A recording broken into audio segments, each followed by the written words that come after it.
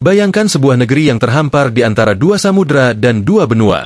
Ribuan pulau terbentang, dihiasi hutan lebat, gunung berapi yang menjulang, dan laut biru yang kaya ikan.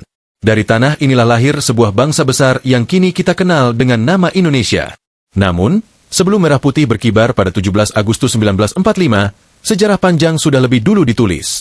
Dari manusia purba di Jawa, kerajaan-kerajaan besar seperti Sriwijaya dan Majapahit, hingga masa penjajahan yang kelam. Setiap babak menyimpan kisah perjuangan, darah, air mata, tapi juga kebanggaan.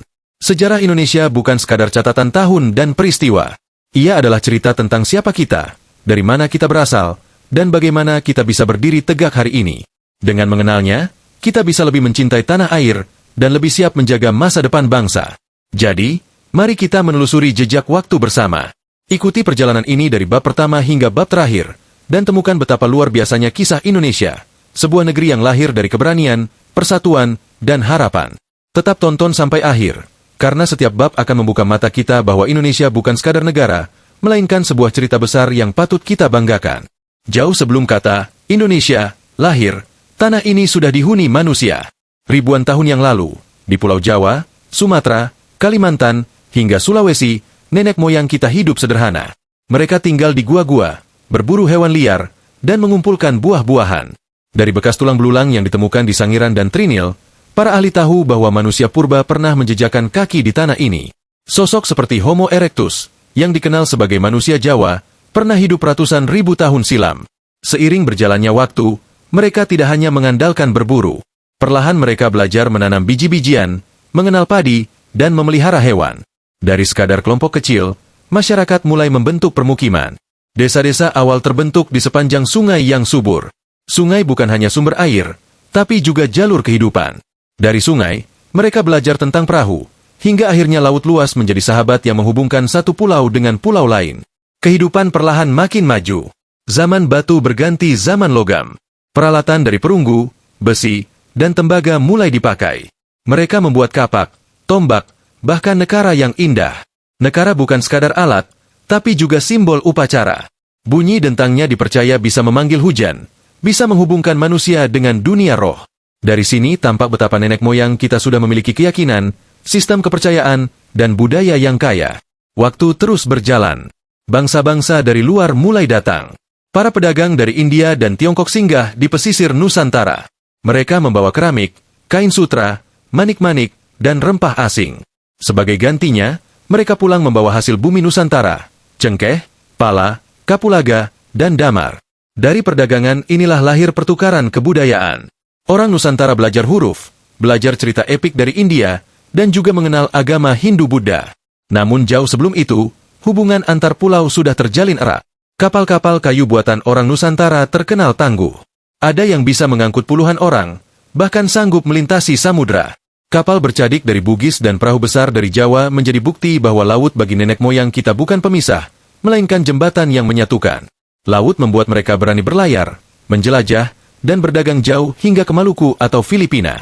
Kehidupan masyarakat kala itu tidak hanya tentang bertahan hidup. Mereka juga melahirkan karya seni. Lihat saja ukiran pada batu-batu besar yang disebut megalitikum, menhir, dolmen, dan punden berunda. Bangunan itu bukan sekadar batu disusun, tapi punya makna.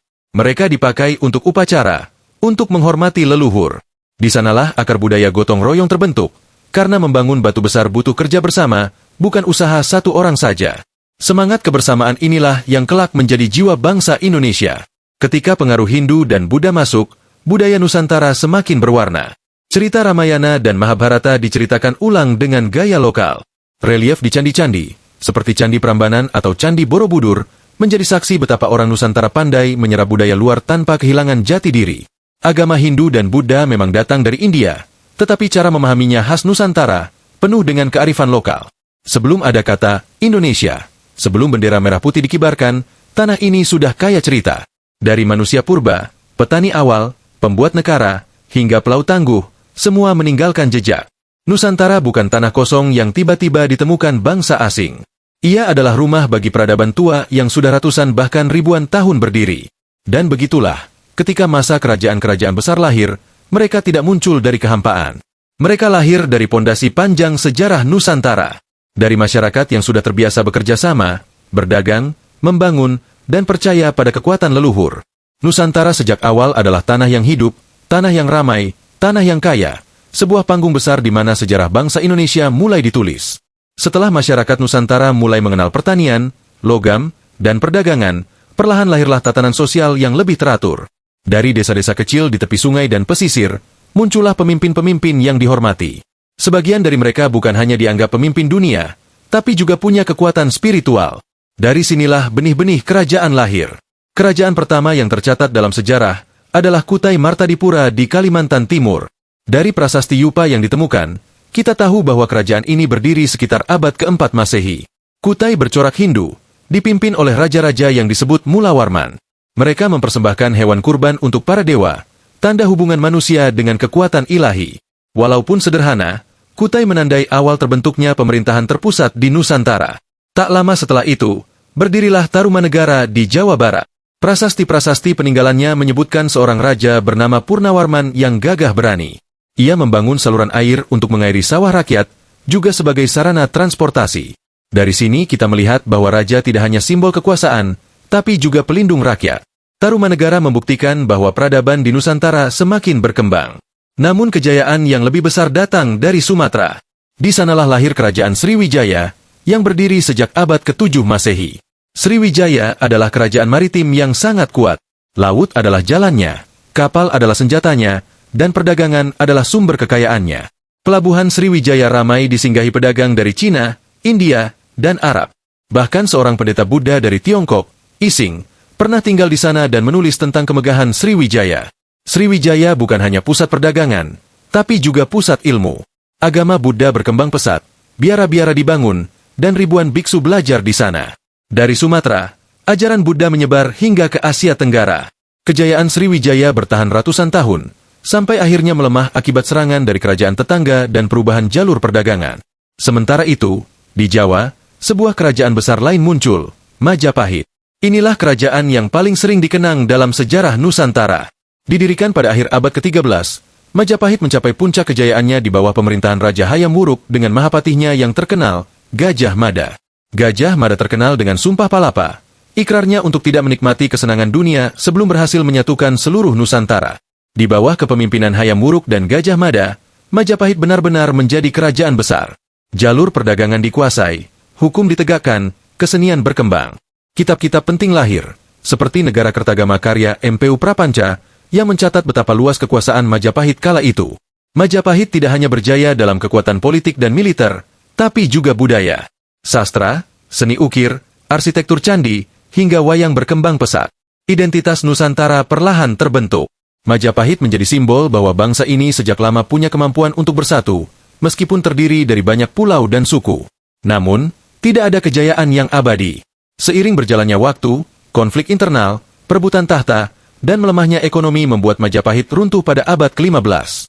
Meski demikian, warisan besarnya tetap hidup.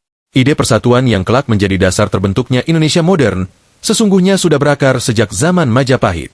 Di sisi lain, pengaruh baru mulai datang, Islam.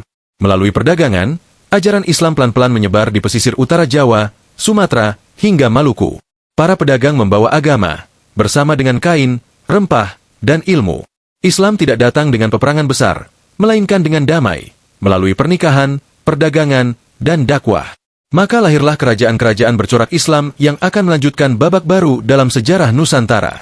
Kerajaan-kerajaan Hindu-Buddha seperti Kutai, Tarumanegara, Sriwijaya, dan Majapahit adalah fondasi penting dalam sejarah bangsa. Mereka menunjukkan bahwa Nusantara bukan tanah kosong yang baru, ditemukan bangsa asing. Sebaliknya, Nusantara sudah lebih dulu memiliki peradaban, sistem pemerintahan, perdagangan, dan kebudayaan yang megah. Kejayaan dan keruntuhan mereka memberi pelajaran berharga, bahwa sebuah bangsa akan kuat jika bersatu, dan akan rapuh jika terpecah. Dari sinilah bangsa Indonesia belajar, sebelum akhirnya melangkah ke babak baru, masa kerajaan Islam yang membawa warna berbeda bagi Nusantara. Ketika kejayaan kerajaan Hindu-Buddha mulai meredup, angin baru berembus ke Nusantara. Angin itu datang bersama kapal-kapal pedagang yang berlayar jauh dari Gujarat, Arab, hingga Persia. Mereka bukan hanya membawa kain, keramik, atau rempah, tetapi juga membawa sebuah keyakinan baru, agama Islam. Islam masuk ke Nusantara dengan cara damai. Di pelabuhan-pelabuhan ramai seperti Samudra Pasai di Aceh, Gresik di Jawa, hingga Ternate di Maluku, para pedagang tidak sekadar berbisnis. Mereka menikah dengan penduduk setempat, mengajarkan ilmu, dan memperkenalkan nilai-nilai Islam. Perlahan, kepercayaan lama mulai berpadu dengan ajaran baru.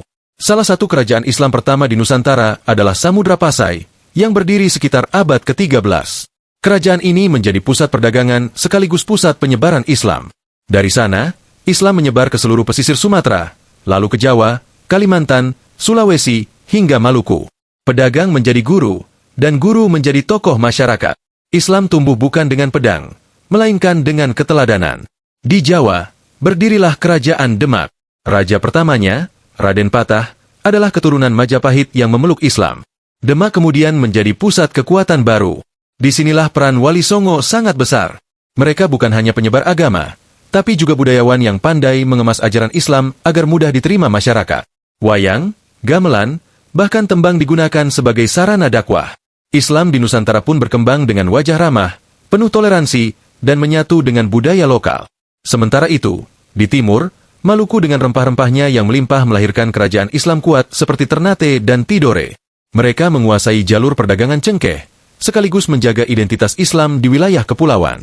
Begitu pula di Sulawesi, muncul tokoh seperti Sultan Hasanuddin dari Goa, yang kelak terkenal karena keberaniannya melawan penjajah. Yang menarik, Islam di Nusantara tidak serta-merta menghapus budaya lama. Sebaliknya, ia berbaur. Upacara adat, seni ukir, hingga arsitektur candi dipadukan dengan nilai Islam. Dari sinilah lahir masjid-masjid dengan atap tumpang mirip pura, ukiran khas Nusantara, dan tradisi keagamaan yang unik. Islam di sini tumbuh dengan warna lokal, tanpa kehilangan ruhnya. Kehadiran Islam juga membawa perubahan besar dalam cara pandang masyarakat. Jika pada masa Hindu-Buddha kekuasaan lebih banyak diwariskan secara turun-temurun, maka dalam tradisi Islam dikenal musyawarah, kesetaraan, dan hukum syariat. Hal ini memberi dinamika baru dalam pemerintahan. Selain itu, Islam memperkuat jaringan perdagangan Nusantara dengan dunia internasional, karena saudagar Muslim dari berbagai negeri merasa lebih akrab berdagang dengan sesama Muslim. Namun, tidak semua berjalan mulus.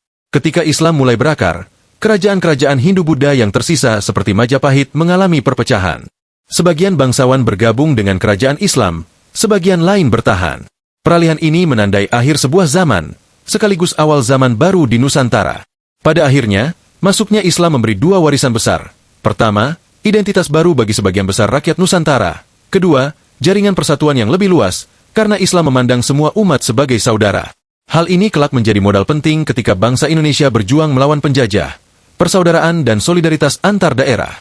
Islam datang bukan sebagai penghapus, tetapi sebagai pelengkap. Ia merangkul, berbaur, dan memberi warna baru pada mozaik Nusantara. Dari Samudra Pasai, Demak, hingga Ternate dan Tidore, Islam menjadi nafas baru yang membuat Nusantara semakin kokoh dalam kebudayaan sekaligus lebih terbuka pada dunia luar. Dan begitulah, ketika Nusantara mulai menemukan identitas barunya lewat Islam, dari kejauhan kapal-kapal asing mulai berdatangan. Mereka bukan pedagang biasa, melainkan bangsa-bangsa Eropa yang haus akan rempah-rempah dan kekayaan. Kehadiran mereka akan membuka babak yang berbeda, babak penjajahan yang panjang dan penuh luka.